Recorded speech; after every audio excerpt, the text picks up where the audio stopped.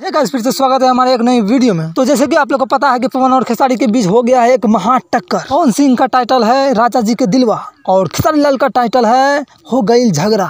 अब देखना यह है कि किसका गाना हिट होता है और किसका गाना ब्लॉकबस्टर होता है। हिट होना कोई बड़ी बात नहीं है, लेकिन ब्लॉकबस्टर होना बहुत ही बड़ी बात है। तो कोई भी गाना हिट कैसे होता है? फैन के बदौलत। और ब्लॉकबस्टर कैसे होता है?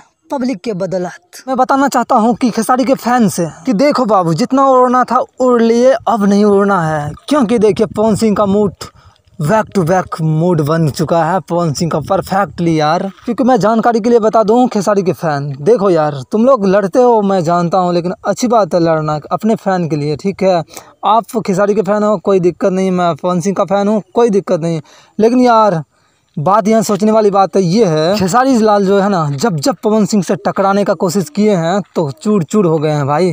विश्वास नहीं होता है? किसी भी इतिहास में देख लो भाई, कहीं पे दर्शाया गया होगा तो ध्यान से पढ़ लेना।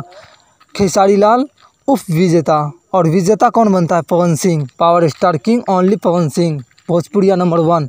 और मैं लास्ट में यही बात कहना चाहूँगा कि भाई देखो, पवन सिंह और खेसारी लाल भोजपुरी के अंदर दो ही शेर हैं, लेकिन भाई शेर है खेसारी लाल, मैं मानता हूँ, और लेकिन भाई सवा शेर पवन सिंह है।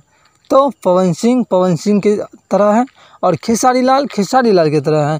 तो दोनों आपस में मत झगड़ाओ यार दोनों को, ठीक है।